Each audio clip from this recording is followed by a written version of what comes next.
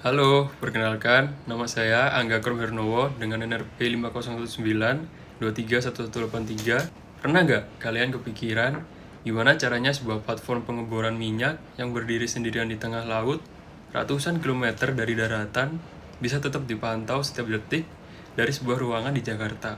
Jawabannya ada 3 huruf yang sering kita dengar, tapi jarang kita pahami konteksnya secara mendalam, yaitu IoT, Internet of Things. Di video ini, saya akan membahas bagaimana IoT diterapkan dan terbukti sukses di dunia maritim dengan studi kasus, yaitu perusahaan Pertamina Hulu Energi atau PHE.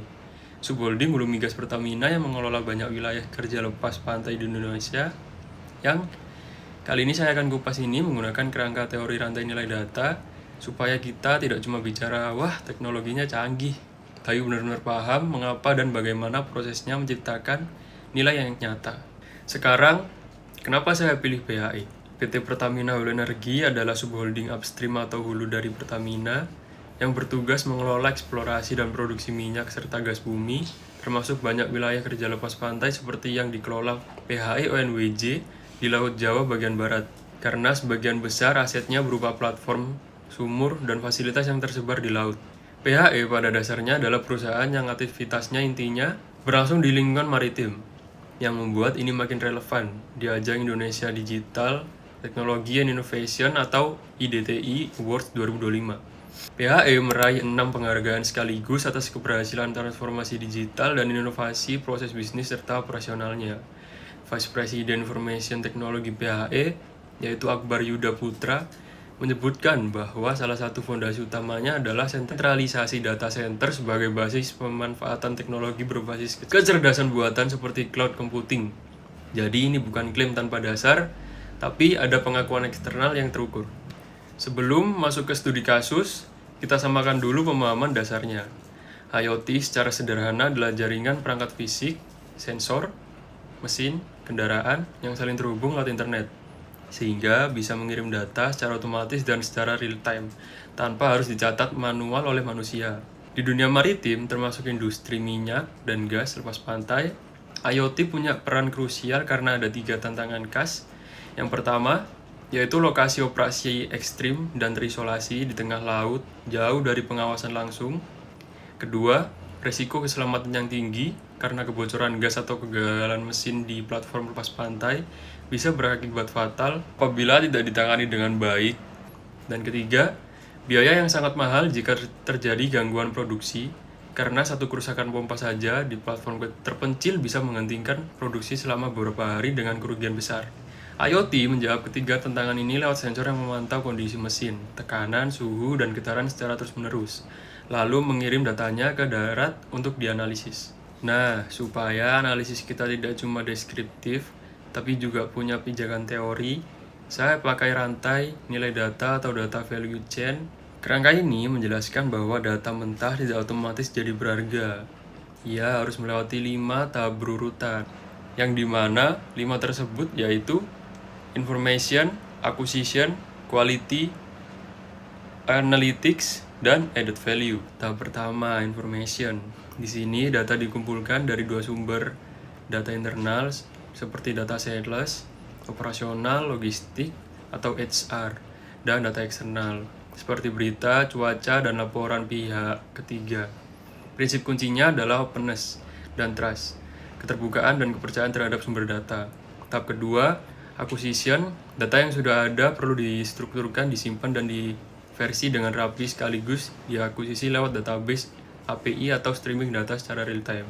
Tahap ketiga, quality. Data dibersihkan dari noise atau kesalahan dan validasi dicocokkan konteksnya dengan diperkaya dengan informasi pendukung agar makin akurat. Tahap keempat, analytics. Disinilah data diolah jadi insight, yang dimana eksplorasi pola, klasifikasi, deteksi tren, sampai prediksi kejadian di masa depan. Tahap kelima, added value. Hasil analitik itu divisualisasikan dalam bentuk dashboard atau alert, diintegrasikan ke proses bisnis, dan akhirnya mencapai nilai nyata lewat otomatisasi keputusan. Sekarang mari kita lihat bagaimana 5 tahap ini terjadi dalam praktik IoT di PHE. Setelah ini, saya akan menjelaskan 5 poin sebelumnya, yaitu information, acquisition, quality, analytics, dan added value pada perusahaan Pertamina Hulu Energi.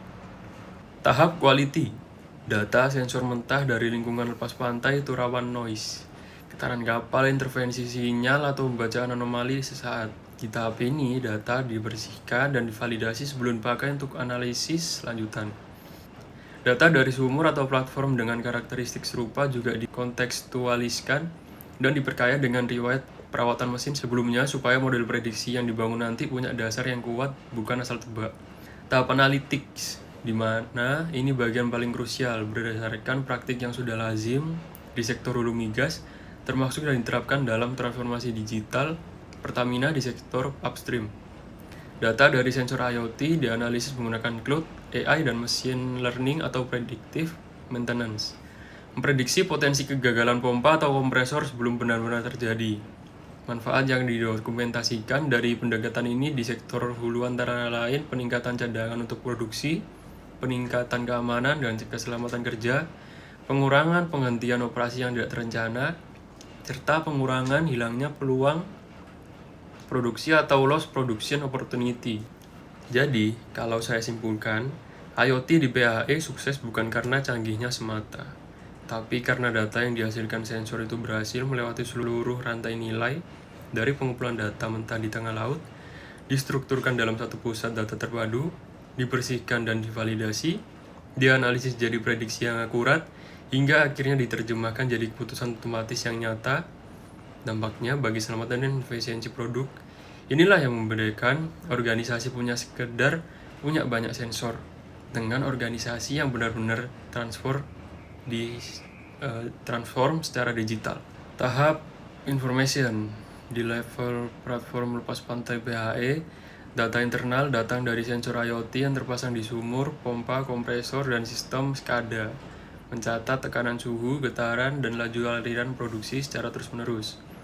Ini dibatukan dengan data eksternal seperti kondisi cuaca, gelombang laut yang krusial untuk keselamatan pelayaran dan operasi lepas pantai. Prinsip ini penting sekali. Kalau operator tidak percaya pada akurasi sensor, mereka tidak akan berani mengambil keputusan otomatis berdasarkan data itu. Tahap acquisition. Inilah yang dimaksud Akbar Yuda Putra soal sentralisasi data center. Data dari ratusan titik sensor yang tersebar di berbagai macam platform lepas pantai tidak lagi disimpan tercecer per lokasi, tapi dikonsolidasikan ke satu infrastruktur cloud terpusat.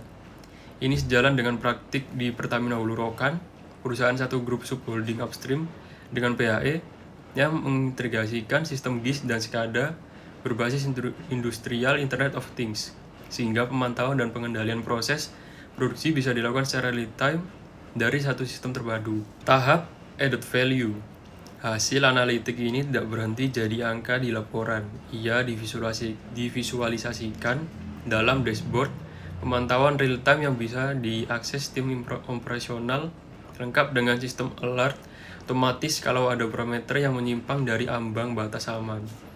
Dashboard ini lalu diintegrasikan ke alur kerja pengambilan keputusan operasional, mendukung apa yang disebut PHR sebagai digital leadership dan digital dexterity.